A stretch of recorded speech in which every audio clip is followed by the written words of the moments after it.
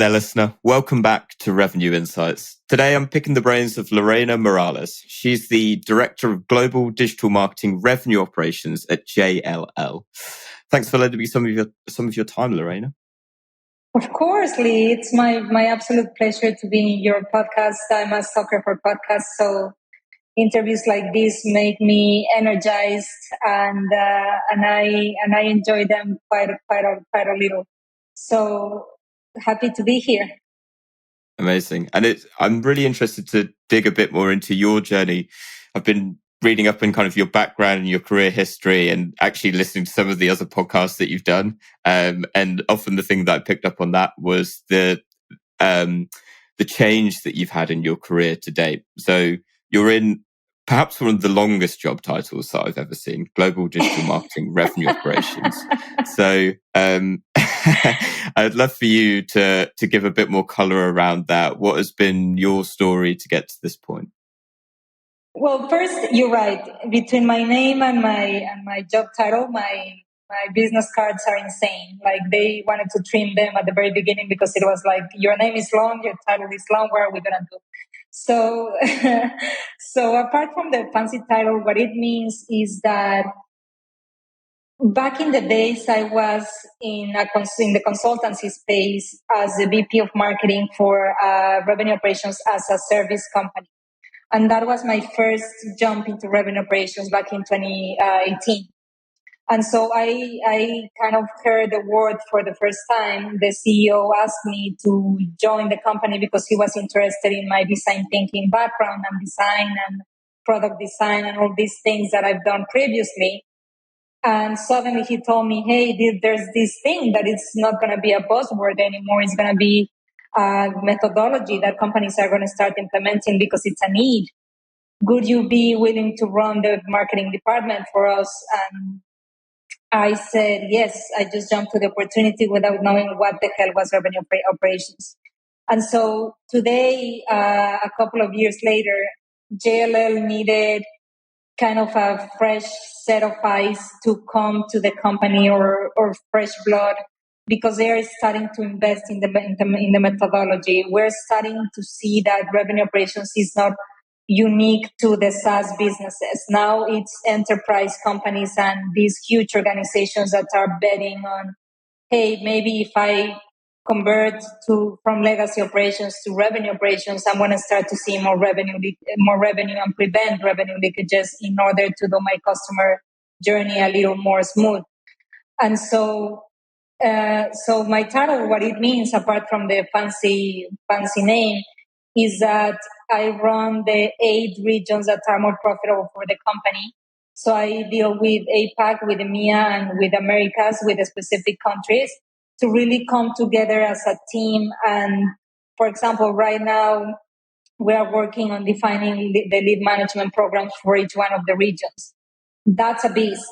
That's a beast that by its own. And I think the company needs help in the sense of, we have 86 CRMs, so consolidating that, it's a major effort right now.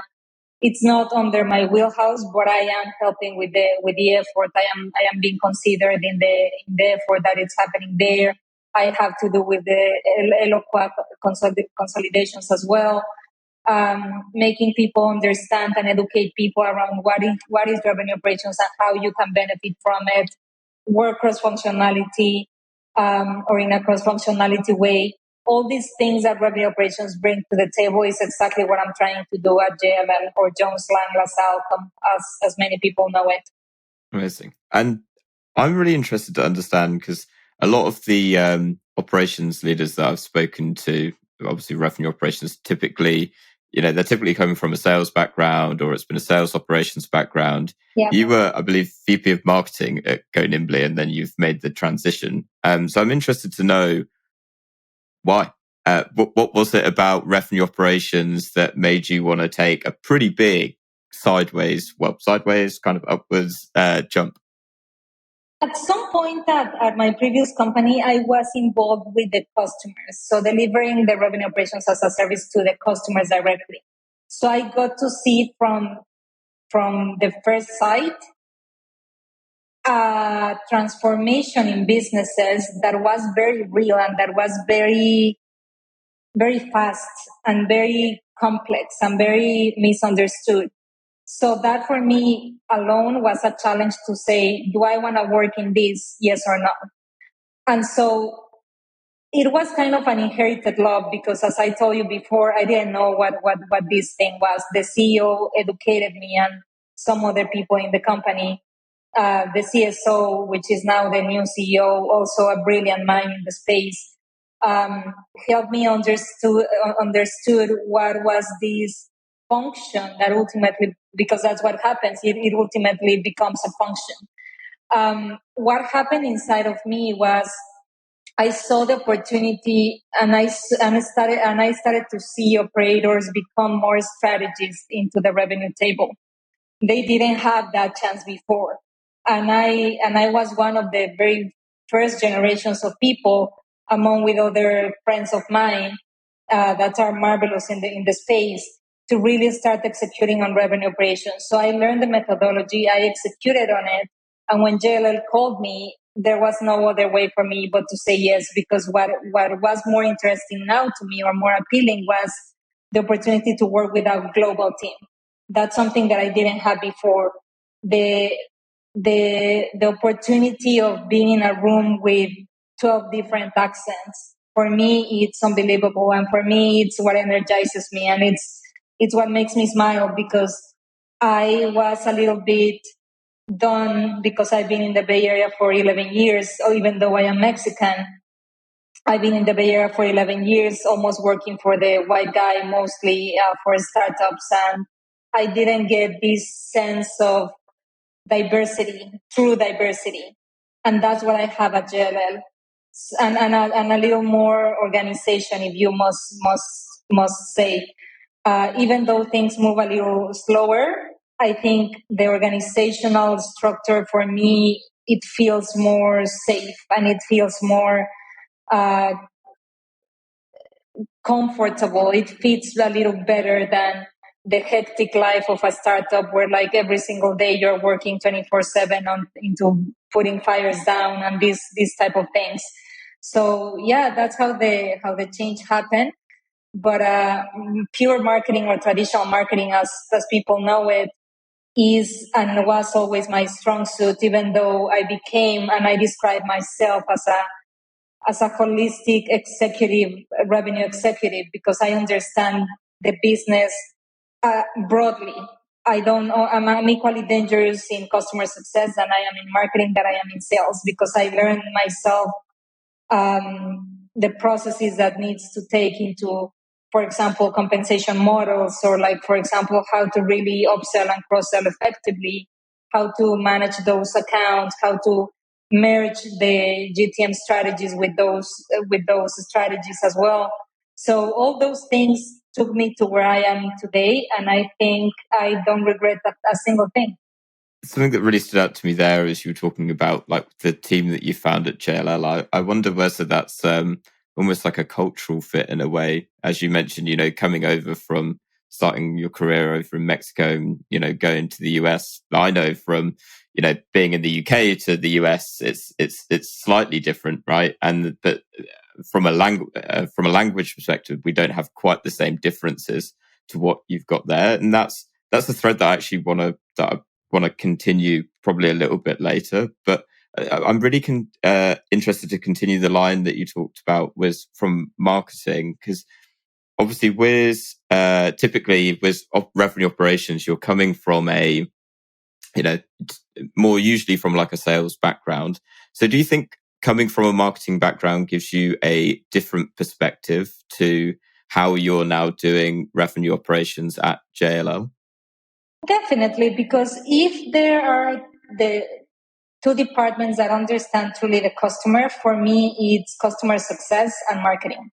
And what revenue operations offers is it's a new way of thinking, where it's a methodology that is very human centered.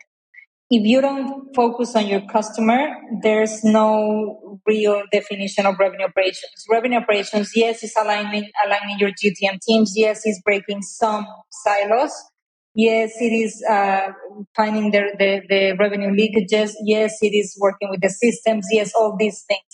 But if you don't map all these processes and all this mapping and all these projects to your customer journey, there's no way revenue operations is going to work. Your focus is your customer. And I think my obsession, I actually wanted to study psychiatry at some point in my life. I just decided that I didn't want to spend uh, 10 years at school knowing that I have my own problems, right? Like, how am I going to solve other problems if I have a million by myself? So, but that obsession about the mind is what took me to marketing, to really understand how we behave and what behaviors take to a purchase. Um, and so that aspect alone, I think, helps a bunch on seeing how revenue operations works with other departments, especially the GTM teams, but also product, finance, and other teams that are not always talked about. I feel like I'm cut very much from the same cloth in the sense of I also love the idea of, studying psychiatry at some point. And perhaps it's something that brings people into marketing where you just want to understand the people that you're trying to reach out to, right? But really interesting that ultimately has enabled you to bring together like a perspective of all the different teams that you're then working with.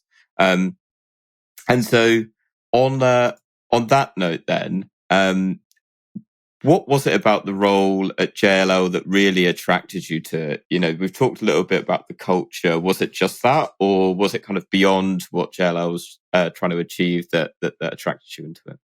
I think, Lee, what attracted me to it was that it's never been done before. This is a role that is absolutely new to the company. Even though we do have revenue operations in a sister company, JLL, the big JLL, does not have revenue operations anywhere. So this is a role that it's building from the scratch. And me, I think a part of me is always gonna want to be a builder and a builder of things and a creator. And I think that's what incentivizes me to keep doing good work. And so when they offered me the opportunity of like, you're gonna build this function from scratch, there was no other way than to say, yes, absolutely, I'm interested. Has it been easy? Hell no. Hell no. It's been a roller coaster because you're dealing with an organization of 100, I think we're 110,000 employees right now, or 109,000, something around those lines. It's a massive company. You don't iterate as easily as you can in a startup. You don't see sprints as easily as you can see in a hyper growth company. And so these things eventually they started to hit me to say like, okay, probably the value that I'm going to bring to the company is not going to show as fast as it would show in another company. But my boss knew this, and my manager now knows that the value that my team is going to bring, it's not going to be visible probably until 2024, 2025, because revenue operations is it's a change, and as every change it takes a process, and the first thing is laying down the foundations and fixing the pipes in order to create some value. So yeah, I think it was both. It was the culture, but it was also the challenge of like building something from scratch. Love that. And uh, curious to know at first then, you mentioned that you're building the team. Could you just give a bit more context on what your team looks like now? Yes. So my team looks like, as I said, we are in charge of the 8 more profitable regions. They are called the J8s. And so the J8s are India, Japan, China, Australia, UK, Germany, France, and the Americas.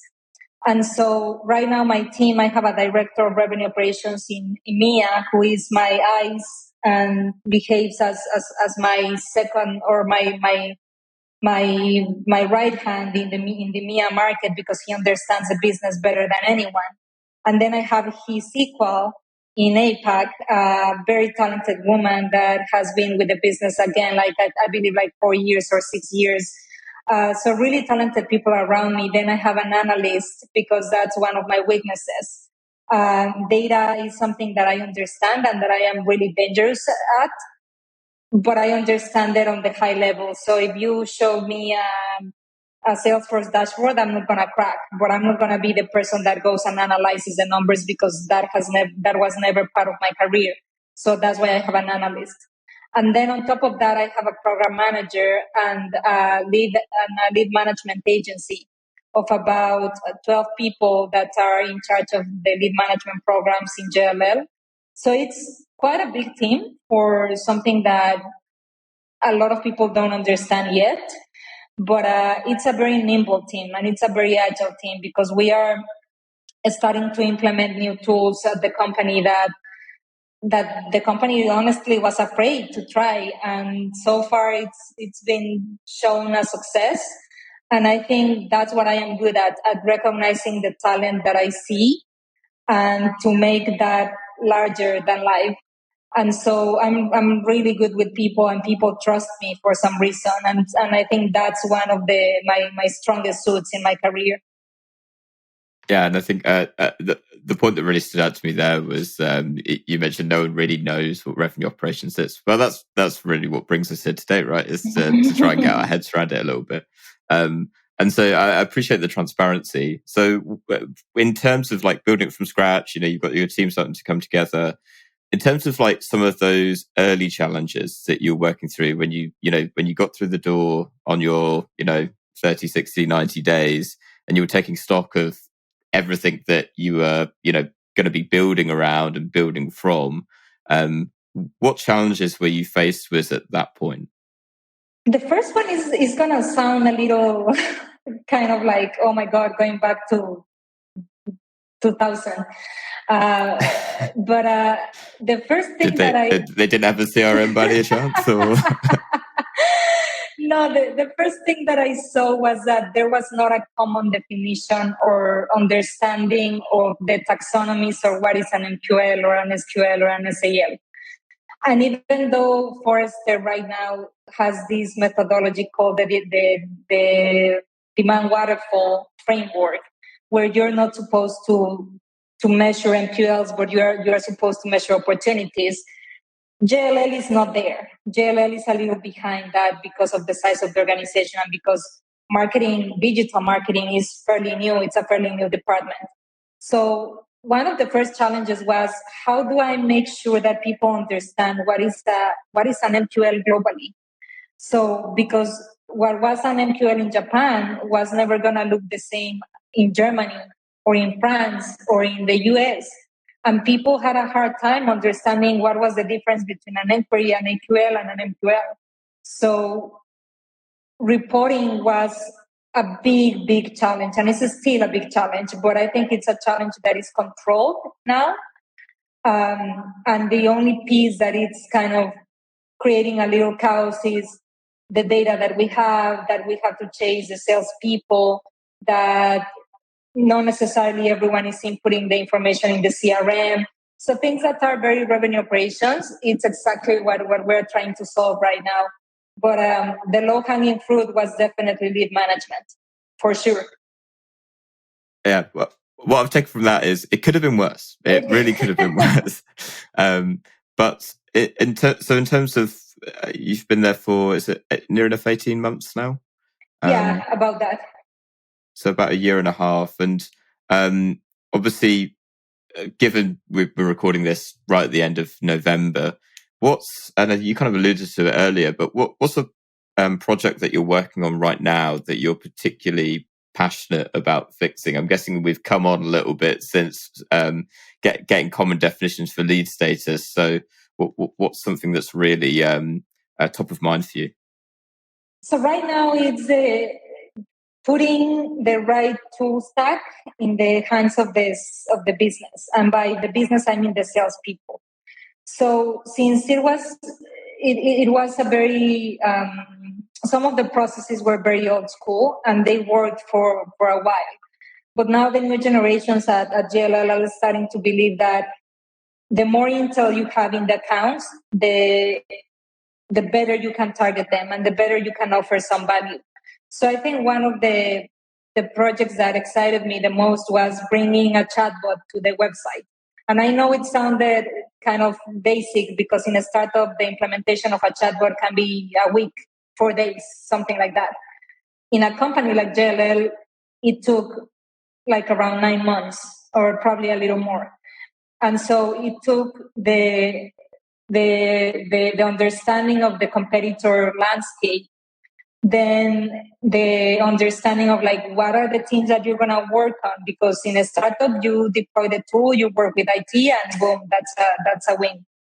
In a company like JLL, you work with design, you work with IT, you work with product, you work with any number of teams, and just finding the person that is gonna help you make that happen is a challenge. Plus the buy-in, right? Like you need the buy-in from leadership to say this is a tool that we want to invest in. But the opportunity of giving our customers the chance to choose how they want to interact with us is huge. It's huge, and right now it shouldn't be maybe. It should be a given. It should be people want to interact with us at their own times and their own moments and their own ways, and we didn't have that before. So thanks to the revenue operations team, now we have an extra channel for them to interact with us, and it's been super successful. Who would know that people wanna chat instead of like waiting for a phone call, right? Like a lot of people still believe in real estate that people are gonna be waiting for you bringing the phone, when in reality, the behaviors of the buyers right now, it's not only about the millennials, it's about the Gen Z and like the generations that are more comfortable sending a chat or sending an email maybe. So that's one of the projects that I'm very, very excited about. You touched on a really good point there, which, particularly in a large company is, oh my God, I've got to get all these different stakeholders involved with it. Whereas, I'm sure as you found before when you were at a startup, it's like, oh yeah, just go to one person. Yeah. And obviously in a revenue operations role, and I think I'd really like to touch on it, given the size of JLL and how many employees you have, that the whole premise to me anyway, one of the premises of revenue operations is to align, not only teams together, but processes and obviously the tech that you're using. Mm-hmm. So what is doing that like when you have hundreds of thousands of employees and different offices over the globe? Obviously, you can't possibly hope to do it over everyone. So, or maybe you can. And so what does that process look like for you, and how are you trying to align those teams together?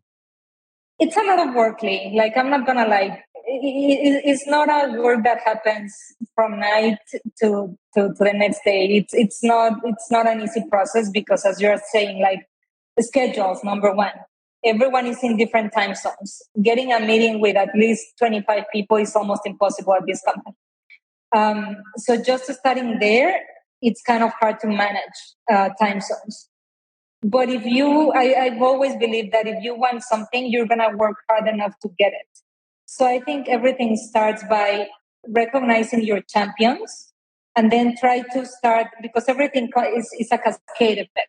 If you start with leadership or with management, then those people are going to talk to their peers and to their direct reports. And then it's more likely that alignment is going to happen. So I think the way I tackled it was, first of all, be empathetic to the work of others, because I can come to the table and say, I'm the new boss in town, come and hear me out because this is important. And that's an approach that is, number one, very aggressive, that people do not react well to, and that it was not fair to them or to me.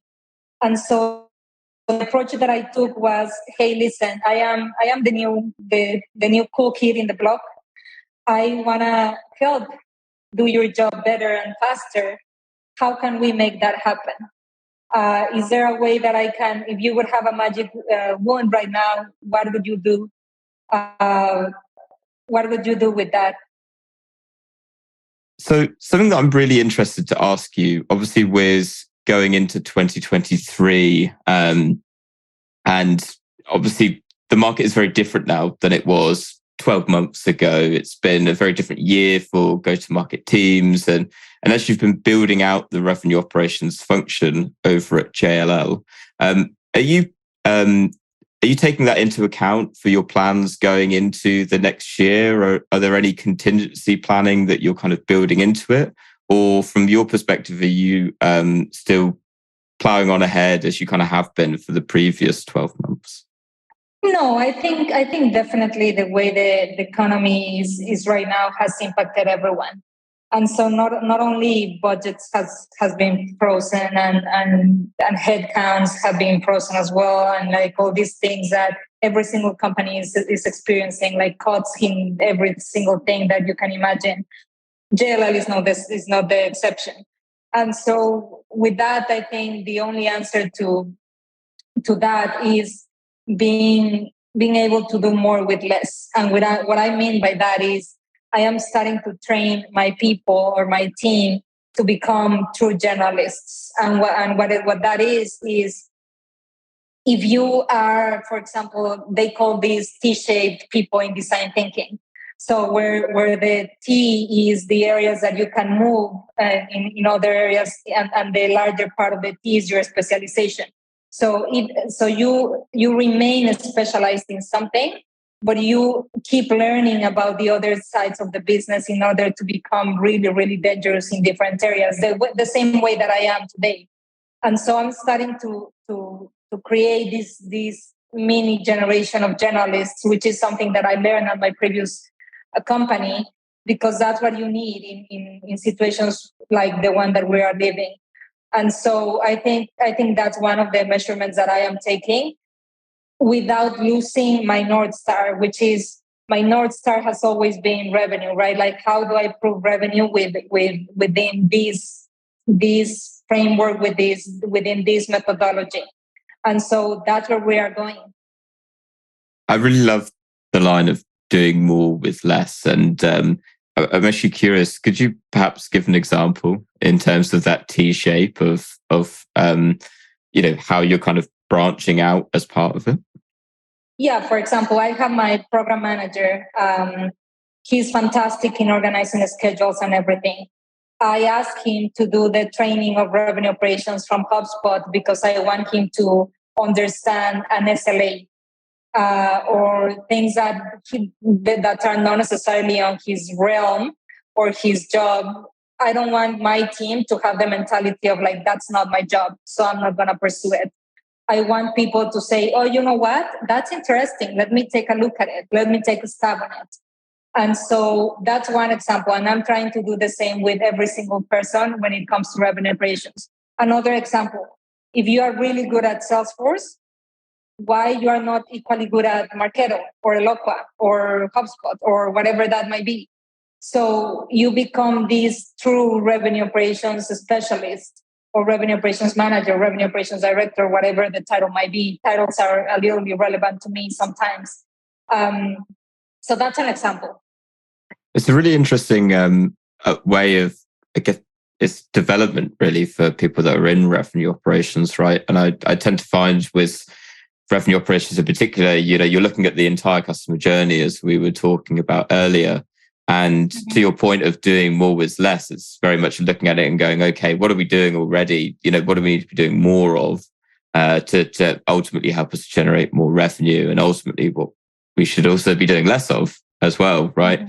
And it's interesting that you're building that into, would you say they're kind of like career development plans for your teams, or is it more kind of a value-based approach, a character building exercise of being open-minded to learning different tools, to learning different parts of the revenue model? It's more the latter. I think it's more the latter. It's more developing an attitude towards work, because the only thing that we have for sure is change and uncertainty. And right now it's times of change and uncertainty. So what we need is people that are coachable, that are willing to learn a new skill, that are willing to learn a new thing that it's not on their comfort zone. And so I believe heavily on that, because that's the way they push me again to become what I am today. So you're right, like doing more with less also means stop being distracted by the shiny things and start doing more of the things that are actually working, and do more of the things that you can measure and track. Because if you can't measure it or you can't track it, then just to stop. There's no other way, just to stop. Yeah, 100%. And I want to circle back round to something that we talked about much earlier in the conversation, and something that we were kind of talking about pre-show, of the different cultures. And obviously, I know your background coming from Mexico, moving into working in, really the hub of it all at startups in San Francisco. So I'd love to know a little bit more about what your experience has been like, what that culture change was like, and then also what you found yourself going through that journey, ultimately to becoming an executive, moving up to more of an executive level at JLL. Oh, that's a question that is really close to my heart, because it wasn't easy. Honestly, I thought back in Mexico that the cliche of the Mexican not being loved in the US was only that, a cliche. But turned out that it was very true, and that we are very discriminated in many industries, and in many instances we are not done discriminating people that we don't understand, or that they don't come from the same background that we do. So for me, it was changing everything. It was changed the way I eat. For example, the people here eat at 12 p.m. I used to eat at 3 p.m. The type of foods that I would find, they were different. The humor, until today, there are times that it's hard for me to understand jokes around people that are my peers, because culturally humor comes from precisely from the culture. And so it was everything. Understanding businesses, it wasn't the same. Like the way you apply to a job in Mexico City is not the same that you apply here in the US. I had no idea what the hell was a cover letter. Such a thing what didn't exist in Mexico City. So you change your entire soul in order to look for a better life, or what you believe it's a better life. So far, after 11 years, if people keep telling me, like, would you do the same? Because I recently got my green card. And it was 11 years after people told me, like, would you do it again? And my answer is no. No, because there is no need to make a human pass through the most uh, painful system probably in the world. Like the United States has one of the most penalized immigration system of the entire world. If you go to Canada, it takes you 5 years or 6 years to get a residency. If you go to Europe, it's the same thing. People are willing to open their frontiers to immigrants. That's not the case in the United States. So I think the people that we come here and we say we are going to stay no matter what, we are a different breed of people. And and it has shown over and over again, because the other Mexicans that I get to meet here and in New York and in Austin and in San Diego and in other cities, I see myself in them, and they see their selves in myself. And I think that's why we connect, and that's why I understand that no one is replaceable in a workspace. No one is replaceable in the personal life. So everything in this life is a journey. And it just happened that my immigration journey was a little longer than it should have been.